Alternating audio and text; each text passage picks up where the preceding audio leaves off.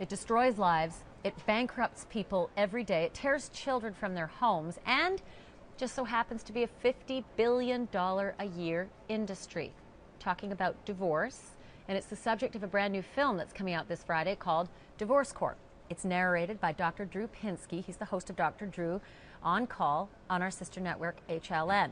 And this documentary shines a light on the unethical and sometimes corrupt practices that can be seen in family court and cases that drag out for years.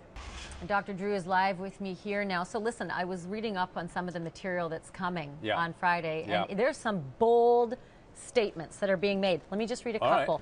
The last vestige of lawlessness in America, dark corner of the judicial system, fiefdoms and tyrants still thrive, supreme law of the land is routinely ignored. This is serious. It's serious, and it's. I was surprised. It really attracted me to this project, which is that I had no idea that courts of family law were courts of equity, not courts of law, and your usual constitutional privileges don't necessarily apply. Speedy trial, attorney, things we are accustomed to, and the judges. What bothers me more than anything, as a physician, if this sort of chummy relationship existed between doctors and any other provider of services, there would be outrage. In this system, the attorneys that present before the judges can literally make $1-million campaign contributions to those judges and then appear before that judge the next day.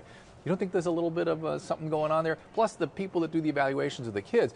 I read a tweet this morning. I thought it was rather brilliant. They said the children are used the way the dog races use a little rabbit on the trail. It's like it really keeps the race going. You keep the kids in play, and that is where all the financial burden really comes in. Well, and listen, I've worked with so many judges and lawyers over the years in all different disciplines, and invariably, Drew, they all say family court is worse than murder. Well, it's worse than working in murder. But why don't you guys do something about that? To me, I didn't know that, and I found it was really striking to me how easy it was to get attorneys who were in the system to say this thing's got to be reformed in some way. Some easy fixes, like some of the chumminess between the attorneys and the judges. The judges end up working in the attorneys' law firms after they leave the bench. So they end up doing symposiums for them and getting paid for it. I mean, that is a ridiculous kind of ethical problem. I want to be really, really clear. There are